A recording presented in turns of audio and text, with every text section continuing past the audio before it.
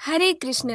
भाद्र मास के कृष्ण पक्ष की एकादशी को अन्नदा एकादशी कहते हैं। एक बार पांडव श्रेष्ठ महाराज युधिष्ठिर भगवान श्री कृष्ण से पूछते हैं कि हे जनार्दन, कृपया मुझे अन्नदा एकादशी के बारे में कुछ ज्ञान प्रदान कीजिए, जिसे जानकर मेरा तथा जगत का कल्याण हो।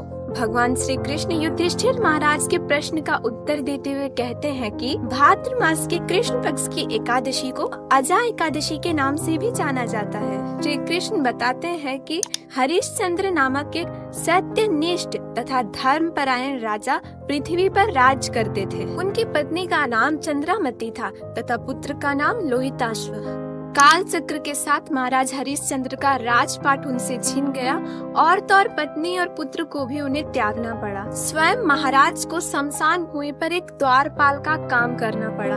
अपने हालात से थक कर जब वे अपने उद्धार का मार्ग खोजने लगे, तब उन्हें भगवान की कृपा से ऋषि गौतम के दर्शन हुए।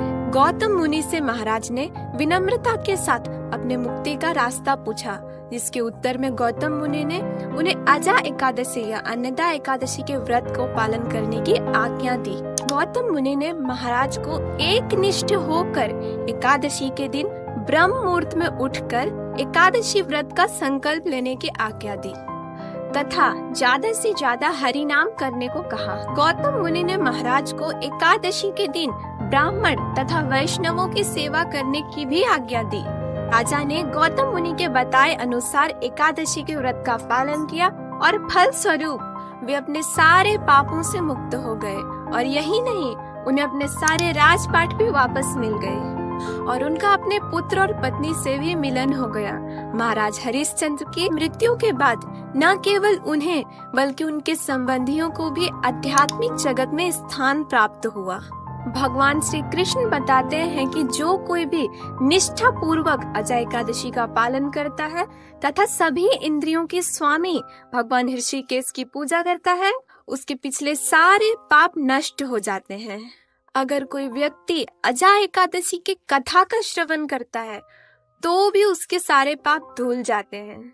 एकादशी का व्रत पालन करने से भगवान श्री हरि अत्यंत प्रसन्न होते हैं तथा वे मनुष्य का दुर्भाग्य, गरीबी व क्लेश नाश कर देते हैं।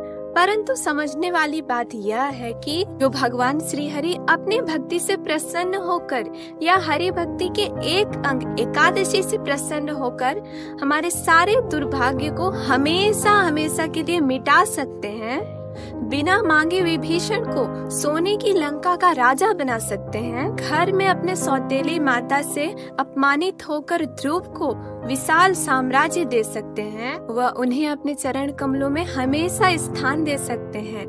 वह हमारी प्रार्थनाओं को सुन रहे हैं या हम उनसे प्रार्थना कर रहे हैं, तो हमें उनसे क्या मांगना चाहिए? हमें उनसे उनकी अहेतु की भक्ति मांगनी चाहिए, जिससे केवल हमारा ही नहीं बल्कि हमारे सारे परिवारों का भी नित्य कल्याण निश्चित है।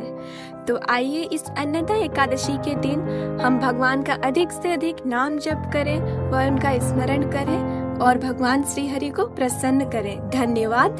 हरे कृष्ण।